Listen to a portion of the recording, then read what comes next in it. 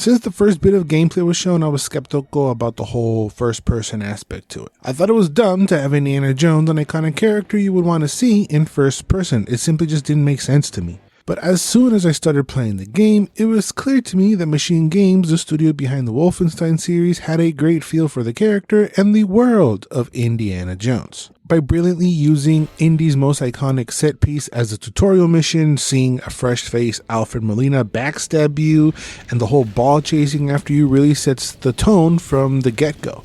Set in 1937 in between Raiders of the Lost Ark and The Last Crusade, Indiana Jones and the Great Circle takes you on your typical Indy adventure, fighting Nazis, visiting multiple locations in search for stones that contain great power.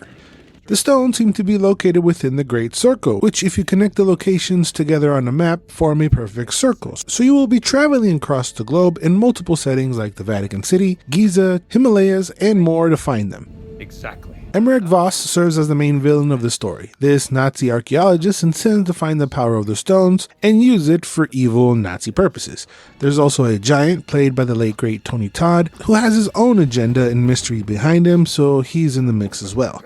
And of course, we can't have an Indiana Jones adventure without a lady. In comes Gina Lombardi, a journalist whose sister has gone missing, who so happens to be the world's leading expert in ancient languages. So she fears that she's been taken by the Nazis to help their search. Every single character fits the Indiana world. Every decision to establish the Indiana world as such was a good one in my opinion. Voss might be my favorite indie villain of all time. He's creepy, yeah, you kind of look down on him a bit, like it looks like you can take him, but then all of a sudden he would flip a switch and become dangerous and the smartest man in the room if Indy's not in it. Wissen Sie, Bergmann, willensschwache Männer sind am einfachsten zu manipulieren. But from little things like how Indy interacts with the world to not so little things like the iconic sound effects. Machine Games really managed to capture Indy's essence, with great character models and pretty long cutscenes at times which feel like you're watching a new Indy movie.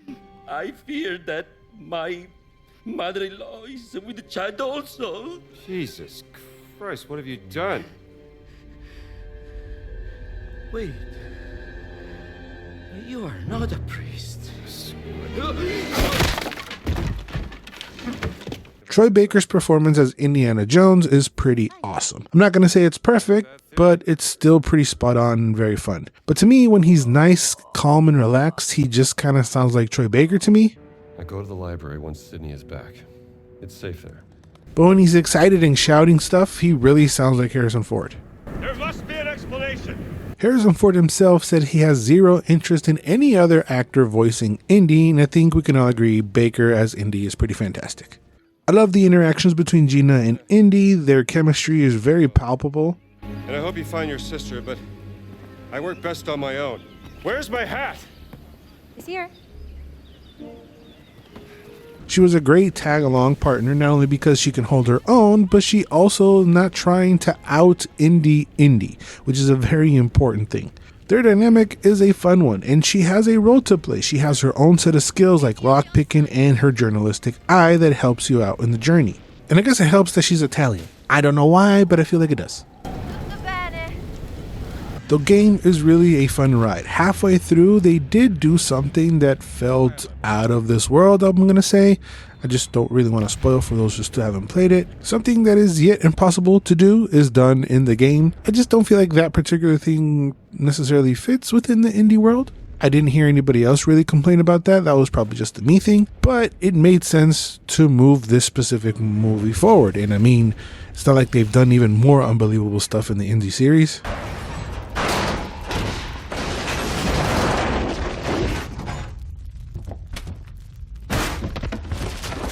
And we can't forget about the music. The music is absolutely amazing. It sounds like you're listening to a movie score. Gordy Habb did a fantastic job in replicating the indie soundtrack. It sounds like it was written and composed by John Williams himself. There's a reason why it's an award-winning score.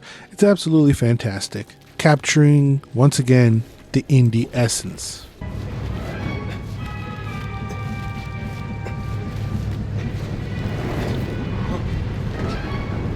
Okay. So it looks great. It sounds great because of the performances and the sound effects. But what about the gameplay? Indy, of course, has his whip, which you can use to disarm enemies, scare away doggies, and most of all, platforming, like swing across things, climb up things, pull things down, that sort of things. I did feel like the platforming could have been a bit smoother, but it's fine. Indy does what you would expect him to be able to do. He also has his revolver. He can also pistol whip fools with it, and there are a lot of weapons that you can pick up and use for combat. But his main weapon might be his fisticuffs. You can block, parry, and counterattack punches. You have a stamina bar, so you can't just go wild and throw haymakers, but the hand-to-hand combat felt responsive and pretty tight. Even when surrounded by many enemies at times, with patience you always feel like you can take them on, unless they have guns. Which to me, one of the only things that was truly disappointing to me about the game, if I'm honest, was the gunplay. The game feels more dishonored than Wolfenstein, and as a running gunner, I was really missing more gunplay. Not only does it take a while before you even fire a gun, but the guns available to you are only the ones that the enemies carry around other than your revolver. So you won't be spending any skill points in upgrading your weapon, making it fire better, or have more ammo, anything like that. And like most weapons, they break. And instead of collecting tons of ammo, once you run out of ammo, you just have to pick up another gun from the floor, or flip it around and use it to beat the hell out of them with it. And shooting is fun. It does feel a little bit inconsistent. The controls there could be a little bit tighter. Sometimes I would hit the Nazi and he wouldn't necessarily react, making them feel a bit like sponges sometimes, but this was kind of rare. I was really hoping for a scenario where I could just drop into cover and pop out and shoot Nazis in the face. There is a fun section where you have to shoot from a plane, but the itch I had with the gunplay was never really scratched. The game is not designed for it. You're almost punished for shooting sometimes. If you sneak into an area and you shoot, you quickly get surrounded by more enemies than you have bullets for and end up dying. You really have a better chance on taking them on in hand-to-hand combat than with firearms. The game really wants you to sneak around and take them out with stealth or sneak past them completely. And on one hand, I kind of get it because this is not a Rambo game, it's an Indiana Jones, so it makes sense. But as a gamer, I want to run around and shoot Nazis in the face. So I can't fault it too bad because it's something that I believe Indy would do. But I did feel like this game was missing a couple more big set pieces. There are a couple of them, like I mentioned. The plane, there's one on a boat too. But I would love a couple more. Maybe one where you're being chased while riding a horsey or something, or on top of this train that you ever see in the background. Just more excuses or opportunities to shoot Nazis in the face. So you really resorted to sneaking around, and the enemy AI can be pretty stupid. You can take out one guy right next to the other without the other guy even flinching. Or have a full-on boxing match next to a guy, but he won't react because he might be too far. If you're sneaking around and take someone out, you can pick them up and hide the body, which honestly, I never felt the need to do so. So I never did. I just really sneaked past people and kept going. And if I got in trouble, I would drop the gloves and throw hands. So even though I found it to be fun at times, combat is really not the main focus of the game because Indy's not really an expert in guns. He's an expert in raiding, exploring, and puzzles. And there are a ton of puzzles here, some easier than others, and a couple head scratchers. The puzzles might have been the most satisfying thing for me in the game, making me feel great for using my brain for once, and that the diversity in the puzzles was cool, from placing pipes for water to run down in a specific way, to pressing buttons in the right orders, to placing columns in the correct positions to use for platforming. They all felt pretty satisfying to complete, and I don't really recall ever thinking to myself, well, that was stupid, how the hell was I supposed to figure that one out? They all have a great design behind them, with some platforming sometimes before, while, or after the puzzles. There are a ton of areas where you just go in there, start raiding, start poking around, see what you can find, and it usually leads to something cool or interesting. The environments are gorgeous, and I can easily say this might have been the best looking game I've played on the Xbox, and this is captured from an Xbox Series S, so this is the weakest this game will look, so everything else is going to probably look 10 times better. Some of the locations are linear, strictly just following the main story, but most locations will open up and offer side missions and tons of activities to do. The side missions are well written and stuff actually gets revealed, and even have more extensive cutscenes, making them feel very important rather than just filler bullshit. It's not just like, go talk to that guy for no reason, then head over to this guy, oh, find this and give this to that guy. Nah, these make sense, and most importantly, feel rewarding, not only from an in-game rewards like getting money or important items, but also important information that apply to the overall story. There are 50 ancient artifacts to collect across the whole game. There are a ton of medicine bottles you can find and trade for books that you spend for experience points to unlock upgrades to his health, stamina, how much damage he does with different weapons, a bunch of stuff like that.